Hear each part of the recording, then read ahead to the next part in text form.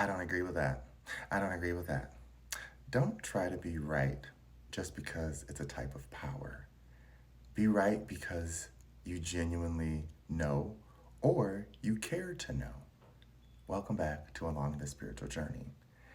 That word, I know a lot of people use that phrase, but here's something that I've learned that comes along with that phrase because, like all things, emotions are tied to things that people don't want to see yet, but guess what? You're going to have to see it.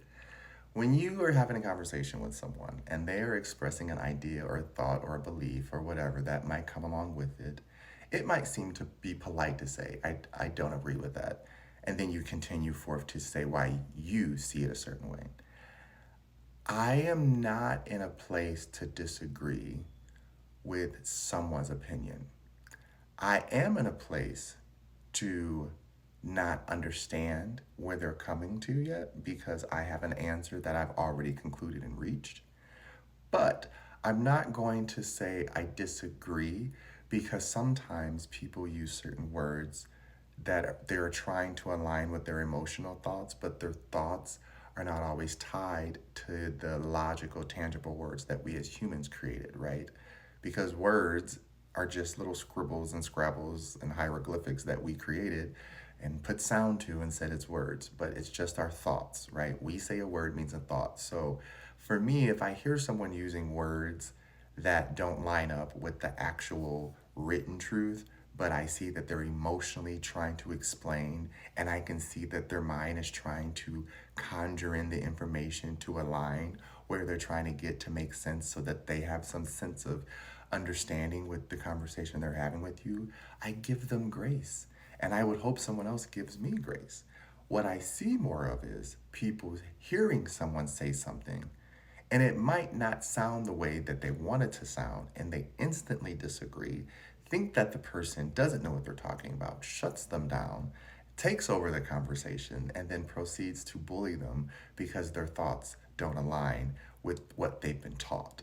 And this is something that I feel a lot of us have done. Everyone is guilty of it. I've done it myself. I didn't realize I was doing it until someone called me out and I was like, "Oh." And it wasn't so much that I was saying I disagreed with people. It was me over talking people. This is another example of it. Saying disagree is just one example, but to overtalk someone while they're talking to get your point across is another example of not listening to how someone's trying to converse their energy to you, right? Because that's all communication and conversation is trying to take energy from our mind and convey it out through our mouths in a vocal, auditory way. And we want to say it in a way that sounds good for others to receive it. Because unfortunately, so many have been taught that tone means more than what it does, and it doesn't. And what do I mean by that? It's the same thing when you see someone trying to catch an animal that got loose and they're over here, come here, honey. But they're hunched over and looking like they're hunting the animal. And in their mind, I'm all nice and sweet. And the animal's like, okay, they're sounding sweet, but they look like they're gonna attack me. What do I do? So now they're stuck and they don't know, should I trust it or not trust it? So when they go trust it, and they trust that sweet tone and you beat them or whoop them or do something that you shouldn't do, then now you've just created trauma. And now they won't trust that tone. And now that tone is manipulation. And so anything that you say in that tone, that's all that person's going to hear. So to me, this is the same thing as when someone speaks a certain way. If they're saying words or saying something that doesn't make sense to you, keep listening and try to hear the emotional context versus the logical, because I promise you it will end so many disputes a lot faster if people start doing this or at least practicing this or using it as a tool. I use it as a tool because for me it's like I'm going to talk how I'm always going to talk, and there's always going to be somebody who doesn't like the way I speak and disagrees with it because they think emotionally that I think I know it all, right? Because that's what it comes back to. If someone starts to make too much sense, now you're a know-it-all. If you don't make any sense, oh, you stupid. But if you're somewhere in the middle and you're just kind of holding on to it, that's society likes balance. Society likes you to be in the middle. Don't show off too much, but if you show off too little, then whatever, we're going to step on you and that's your fault that you don't want to be seen. It doesn't make sense. So what I always tell people is listen to how someone speaks and listen to how they recover from a disagreement in a conversation. Because if you only have ways to shut down and shut off until it sounds like something you agree with, then that's not the type of conversation that I want to engage with. And I know this is nitpicky. So many people are going to say, oh, we're so nitpicky now. Back in the day, we could just say what. Back in the day, people were so traumatized to say anything that they acted a certain way and behaved a certain way and masked everything. And that's how you get all this trauma we're talking about now. Now we're unbundling the trauma. One day down the years, we will get to a point where we don't have to talk so much about it. But right now, we're talking about it because no one talks about it. And when you do try to talk about it, we have conversations where we get shut down. And we don't want to keep shutting people down when they get to a point of expressing themselves. Now, there's going to be the duality. There are people who want to just argue, and they want to just argue just to argue. And if this person's just arguing just for the argue's sake, that's when you say, you know what? I disagree with that. I don't want to engage in this conversation anymore because I don't see us coming to a common ground right now. And then I walk away. But I'm not going to keep engaging with that person and then continue to say I disagree and then keep trying to prove my point. Because now at this point, you're not having a conversation. You guys are having an emotional battle. You both are emotionally trying to get the other one to feel how you feel so that one of you can calm down to say that you felt right. But it's not about feeling right. It was always about emotional safety of the knowledge that helps you get through your life, that makes you feel strong, confident, safe. That's okay. But don't confuse that knowledge with identity.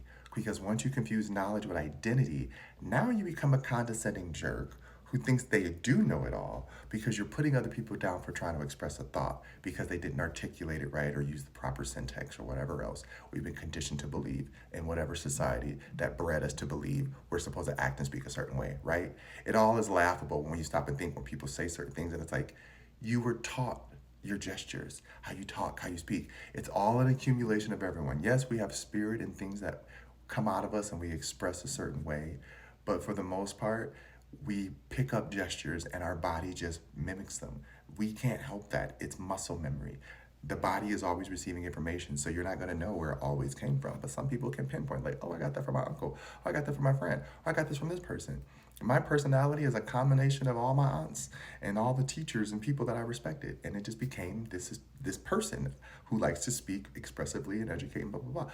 But not at any point in time do I ever want my tone to make someone feel like they can't receive the message. But if that is something that stops someone from receiving the message, then to me, I say that is inner work for them to do. Because we're not always going to resonate with everything. But if I see, again, there's a difference between someone speaking and then believing what they're speaking. And then there's someone who's speaking and knowing what they're speaking. And I can respect both, but I'm not going to shut myself down in order to appease someone else's ability to receive new information, right? So it's okay if you don't know. Just say you don't know. Or it's okay if you can't see it yet. Just say, I can't see that yet.